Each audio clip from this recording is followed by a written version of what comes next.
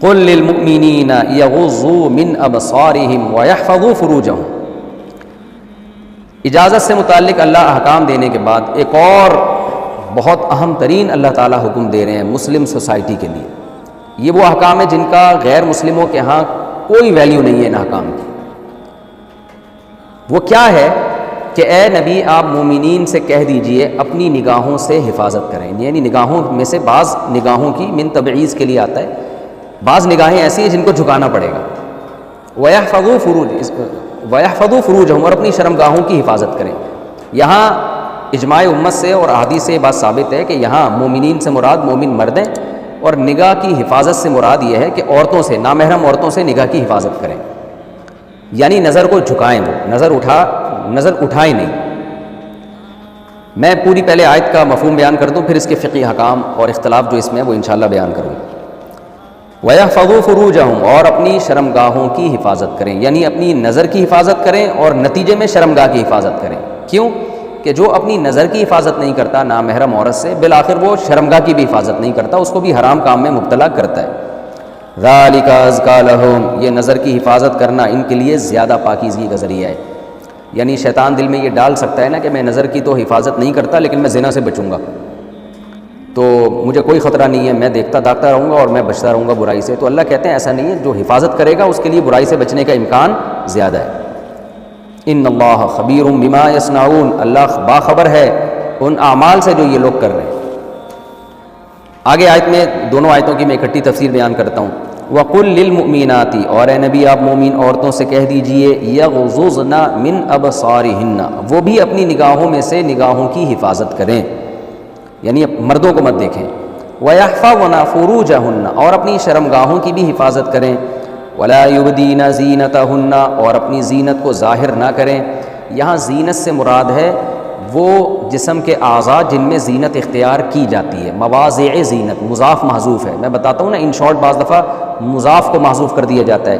جیسے ہم کہتے ہیں میری گاڑی پنچر ہو گئی، تو مراد گاڑی کا ٹائر، گاڑی کا ٹائر۔ میں 3 پلیٹیں کھا گیا، مراد پلیٹیں نہیں ہیں بلکہ پلیٹوں میں جو کھانا ہوتا ہے وہ کھا جاتے ہیں آپ۔ تو بعض دفعہ نسبت ایسی چیز کی طرف کر دی جاتی ہے ان شارٹ جس کی طرف نسبت بنتی نہیں ہے، لیکن ان شارٹ کر دی جاتی ہے۔ تو قرآن نے بھی ان شارٹ بیان کیا، بلاغت کے اس میں نقطے ہوتے ہیں کہ اپنی زینت کو ظاہر نہ کریں، یعنی وہ ان اعضاء کو ظاہر نہ کریں جن میں زینت اختیار کی جاتی ہے، کیونکہ آگے جو مستثنیٰ ہو رہا ہے نا وہ اعضاء ہی ہیں جن کو استثناء کیا جا رہا ہے۔ یعنی اللہ تعالیٰ فرما رہے ہیں کہ اپنی زینت کو ظاہر نہ کریں سوائے ان اعضاء کے جو کھلے رہتے ہیں۔ تو کیا مطلب؟ ان اعضاء کو چھپائیں جن میں زینت اختیار کی جاتی ہے، البتہ کچھ اعضاء ایسے ہیں جن میں زینت تو اختیار کی جاتی ہے مگر وہ ظاہر رہتے ہیں۔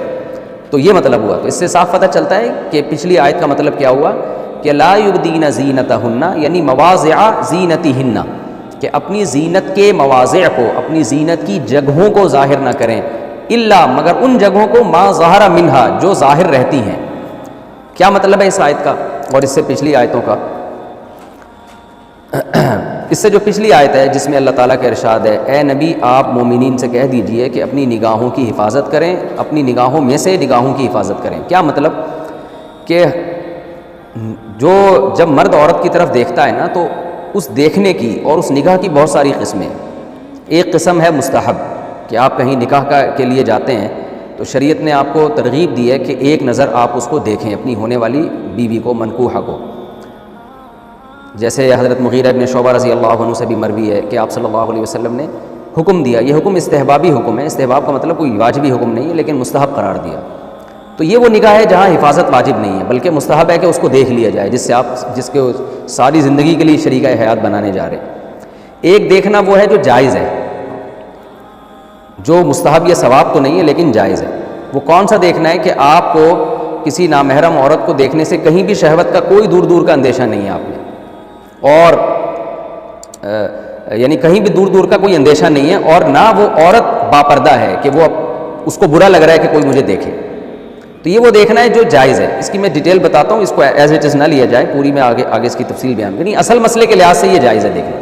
اور ایک تیسرا دیکھنا وہ ہے جس میں آپ شہوت کی نیت سے کسی عورت کو دیکھ رہے ہیں، لذت حاصل کرنے کے لیے کہ کتنی خوبصورت ہے اور اس میں آپ کی طبیعت پھر اس کی طرف مائل ہو رہی ہے، یہ نظر بالشہوہ کہلاتی ہے، یہ حرام ہے جو اس آیت میں داخل ہے۔ اور ایک چوتھی صورت یہ کہ آپ دیکھ تو شہوت کی نیت سے نہیں رہے ہیں، لیکن آپ کو خطرہ ہے کہ میں دیکھوں گا تو شہوت پیدا ہو جائے گی، تو یہ دیکھنا بھی حرام ہے۔ تو دیکھنے کی بہت ساری قسمیں ہیں، تو اللہ نے کہا بعض قسمیں ایسی ہیں جو حرام اور ناجائز ہیں، تو ان بعض میں 2 قسمیں ناجائز ہیں۔ ایک شہوت کی نیت سے دیکھنا، یعنی آپ دیکھ ہی بری نیت سے رہے ہیں، جیسے کہ عام طور پر آج کل لڑکے لڑکیوں کو اسی نیت سے دیکھ رہے ہوتے ہیں، اور دوسرا اس نیت سے دیکھ تو برائی کی نیت سے نہیں، لیکن آپ کو غالب گمانے کہ میں دیکھوں گا تو میرے دل میں خیالات وسوسے اور شہوت پیدا ہوگی، تو یہ 2 قسم کے دیکھنے حرام ہیں۔ ایک قسم کا دیکھنا جائز ہے، وہ دیکھنا ہے کہ جس میں آپ کو کوئی نہ شہوت ہے نہ شہوت کا کوئی خطرہ ہے، اور ایک قسم کا دیکھنا مستحب ہے، وہ ہے کہ آپ نکاح سے پہلے کسی ضرورت سے دیکھتے ہیں۔ اسی طرح علاج معالجے کی نیت سے دیکھنا ڈاکٹروں کا کسی پیشنٹ کو، تو وہ بھی جائز ہے۔ اسی طرح کورٹ میں جب کوئی عورت گواہی کے لیے آتی ہے تو عدالت کا اس عورت کے چہرے کی طرف دیکھنا تاکہ اس کو کانفیڈنٹلی یہ پتا ہو کہ کس عورت نے گواہی دی ہے، کیونکہ کیس میں ایسا مبہم چیزیں نہیں ہوتی، جو گواہ ہوتے ہیں ان کا ریکارڈ رکھا جاتا ہے۔